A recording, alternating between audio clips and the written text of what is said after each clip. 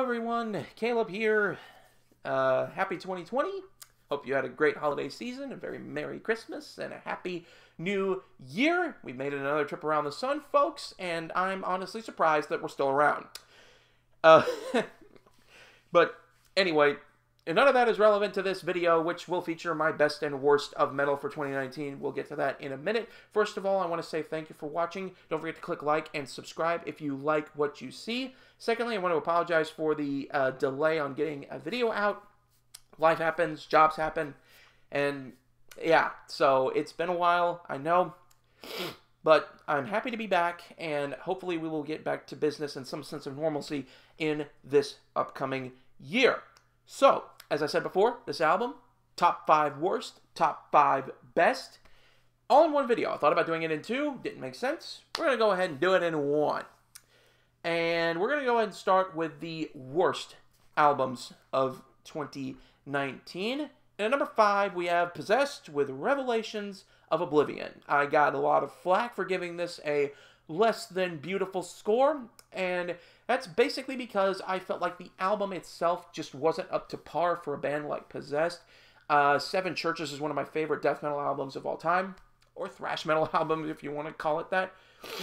Here, they tried to push it a little too much, and it hindered the album, I felt. While I appreciate the effort, there was effort put into this album, so that doesn't make it the worst. The album didn't feel like it fit in with a lot of stuff. It didn't feel like it fit anywhere. It was middling. On Seven Churches, the ambiguity between thrash metal and death metal actually kind of works.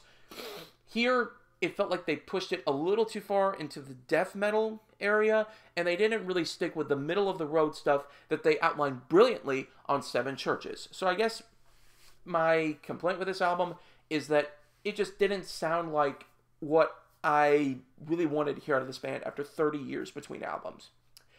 And number 4, Tool, Fear Inoculum.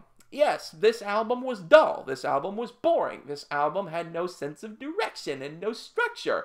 It certainly wasn't as good as the stuff that they put out back in the day. Now, I will admit that Tool is not my favorite band, but a lot of the stuff they've done has impressed me. A lot of the stuff they've done has not impressed me, and Fear Inoculum is one of those albums. It meanders along. They don't have a sense of direction. It feels like they let their minds wander, and they wandered too far. Number 3, Apoptosis by Legion. Yeah, this was an album full of technicality that didn't need to be there. Archspire is a band that I think of when I think of good technical death metal, or a band like Dying Fetus. This was not good. This was simply chugging for the sake of chugging and blasting for the sake of blasting. It didn't feel like they had a purpose to this album. It didn't feel like the album wanted to do anything other than be as technical as possible. That's really it. It's a showcase of technicality. And for me, while I'm impressed by the musicianship, I want a little more structure. I want something better. I want something with more emotion. I want something that maybe adheres a little bit more to tradition, if I might put it that way. I get that it's a tech death record, but I want something that has maybe a few less blast beats and a little more thought put into your songwriting. Number 2, I have Sonata Arctica, Talvio. Yeah, this one, this was dull as the day is long. Obviously, no effort put into this album. It's one of the most emotionless albums I've ever heard.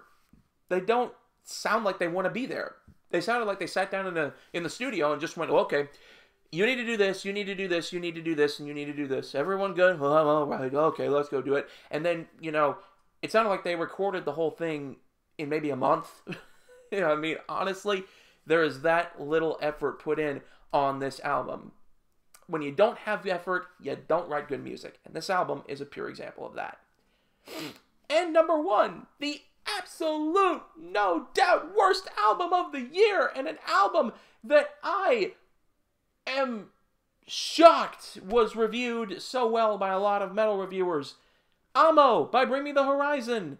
It was horrifyingly awful. Mantra was great, but the rest of it was pure crap. I mean, it was, just, it hurts me as a metal fan when a band goes so far away from their sound. You know, I'm all for a band experimenting and doing new stuff. We'll get to a good experimental album here in a little bit. But this was art pop. It's not metal. It's not even rock. This was art pop. Okay? And it was way too arty pop. It was artsy fartsy whatever. It was terrible. I wish I could say it was better because Bring Me the Horizon have done some really great stuff in the past.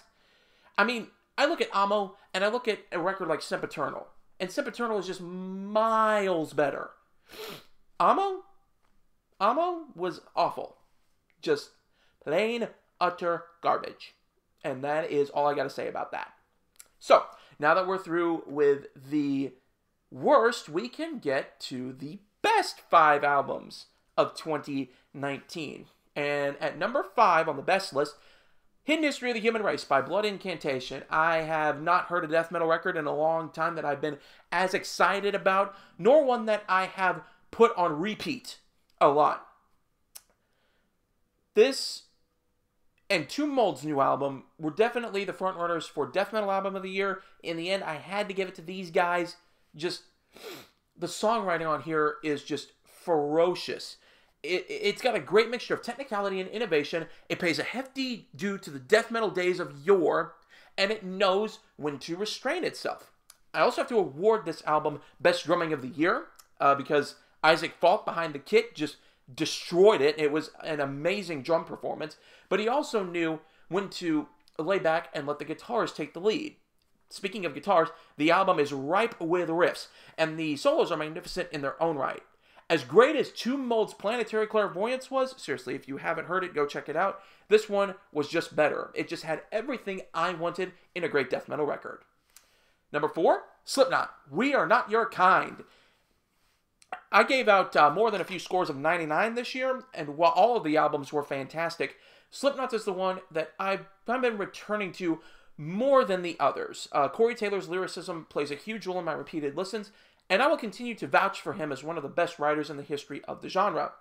But, you know, great lyrics don't make a great album, and I'm happy that great musicians make up the rest of this band.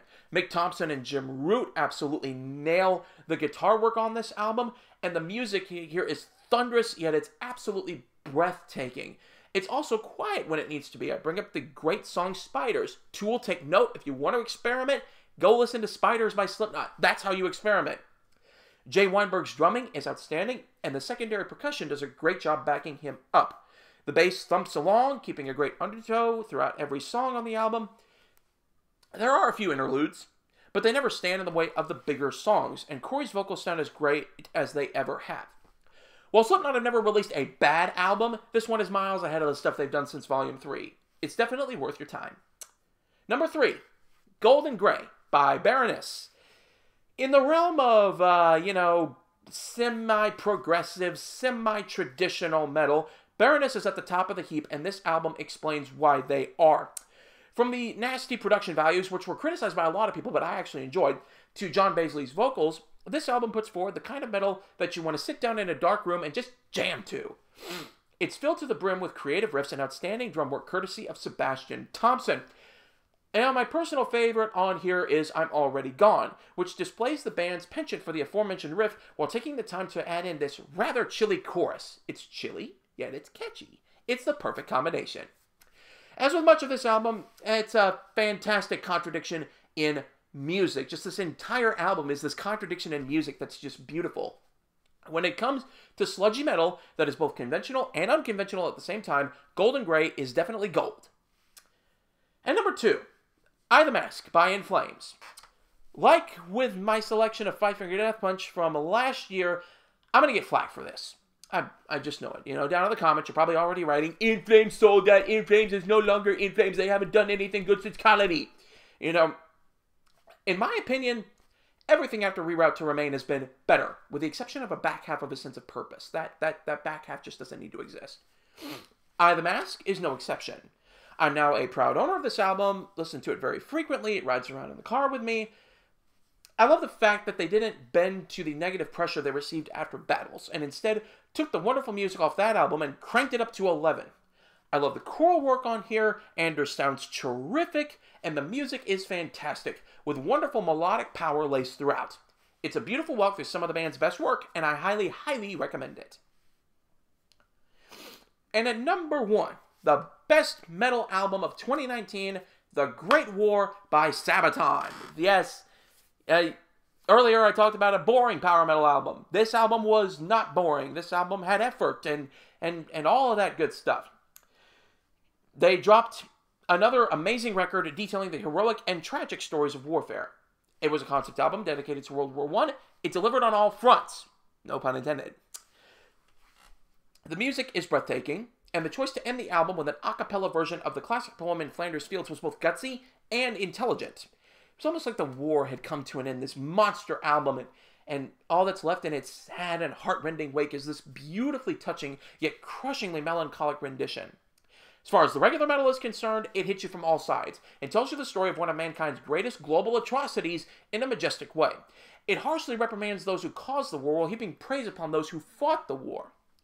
Sometimes, the heaviest things can be found in the lyrics, and having this backed up with a massive twin guitar attack and pounding drums makes it all cohesive. It indeed is one of the best power metal albums I've ever heard.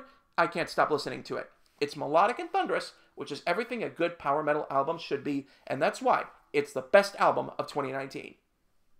Thank you so much for watching. Again, please like, subscribe, trying to get the channel to grow and get up over 30 subscribers. We will be returning to a more weekly format once again. This week, there's really nothing to review. All I found that's coming out is an EP, and I don't review EPs, and it's so early in the year that there's really no time to sort of dig into and discover some albums that these bands are putting out. So, next week, we're going to kick things off with the next official Metalhead Central episode. Again, thank you so much for watching. I'll see y'all next time.